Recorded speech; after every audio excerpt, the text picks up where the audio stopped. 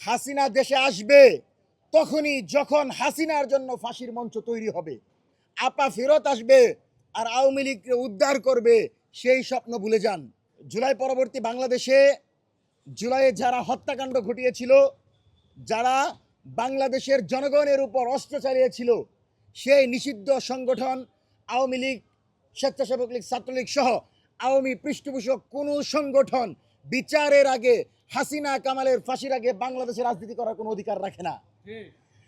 গতকাল এবং তার পূর্বেও বিভিন্ন জায়গায় খুনি রাক্ষসী শেখ হাসিনা বলেছে সে নাকি দেশে আসতে চায়। আমরা বলতে চাই, হাসিনা দেশে আসবে তখনই যখন হাসিনার জন্য ফাঁসির মঞ্চ তৈরি হবে। বাংলাদেশের জনগণ বিমানবন্দরে জুতার মালা পরিয়ে শেখ হাসিনাকে বরণ করে ফাঁসির সেল পর্যন্ত নিয়ে যাবে এবং ফাঁসি কার্যকর করার মধ্য দিয়ে বাংলাদেশে আওয়ামী লীগের রাজনীতির কবর রচনা হবে।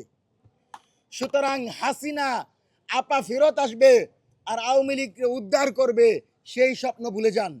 স্বরাষ্ট্রমন্ত্রীকে বলছি, নিরাপত্তা দিতে ব্যর্থ হয়েছেন, কিন্তু নিজের দলের নিরাপত্তার কথা চিন্তা করে হলেও বাংলাদেশের যে কোনো প্রান্তে আওয়ামী লীগ, স্বেচ্ছাসেবক লীগ, ছাত্রলীগ জটিকা মিছিল যদি বের করে দ্রুত সময়ে গ্রেফতার করে এদের প্রত্যেককে কারাগারে নিক্ষেপ করেন।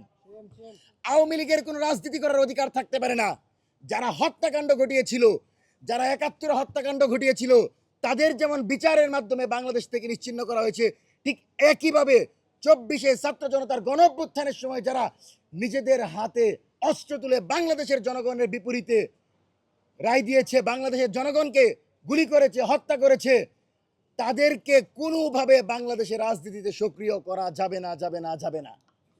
সম্মানিত সাংবাদিক বন্ধুগণ, আমরা সরকারের সমালোচনা যেমন করি, সরকার যদি দেশের স্বাধীনতা সার্বভৌমত্বের প্রশ্নে আপোষহীন থাকতে পারে, দিল্লির দাদাগিরিকে প্রশ্রয় না দিয়ে বাংলাদেশের জনগণের কথা শুনে এদেশের স্বাধীনতা সার্বভৌমত্ব রক্ষা করতে পারে, তাহলে আমরা তাদের পাশে দাঁড়াবো সবার আগে।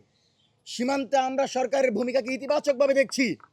আমরা মনে করি যে কোনো দেশের সাথে বাংলাদেশের কূটনৈতিক সম্পর্ক হবে ন্যায্যতার ভিত্তিতে, কিন্তু হাসিনা যেভাবে দিল্লির গোলাম হয়ে গিয়েছিল, হাসিনার প্রশাসন যেভাবে বিজেপির প্রশাসন হয়ে গিয়েছিল, নতুন বাংলাদেশে তারেক রহমানের সরকার সেটা হতে দিবে না, দিবে না, দিবে না। এবং বিজেপির যে ভূমিকা ছিল, আমরা আপনাদেরকে পূর্বেও বলেছি, নির্বাচনের পূর্বের প্রশাসন আর এখনের প্রশাসনের মধ্যে পার্থক্য থাকবে, এটা অত্যন্ত স্বাভাবিক। হাদি ভাইয়ের হত্যাকারীকে গ্রেফতার করা হয় নাই, কিন্তু আমরা দেখতে পেলাম ভারতে গ্রেফতার হলো। আমরা আগেও বলেছি, পূর্ববর্তী সরকার থাকাকালীন ডিজিএফআই এর সরাসরি সম্পৃক্ততার মাধ্যমে হত্যাকাণ্ড ঘটেছে, কিন্তু নতুন যারা ক্ষমতায় এসেছে তারা যখন এই হত্যাকারীদেরকে নিতে চাইল না, তারা যখন বলল যে না আমরা এই অপরাধকে নিব না, ঠিক তখনই তাকে ভারতে পাঠিয়ে দেওয়া হলো। সুতরাং এই প্রশাসন, জনগণের ভোটে নির্বাচিত সরকারের প্রশাসন, তারা ফ্যাসিবাদ বিরোধী প্রশাসন, তারা কোনোভাবে আওয়ামী লীগ পুনর্বাসন করবে এটা আমরা মনে করি না, এবং এটা করার কোনো সুযোগ রাখা যাবে না।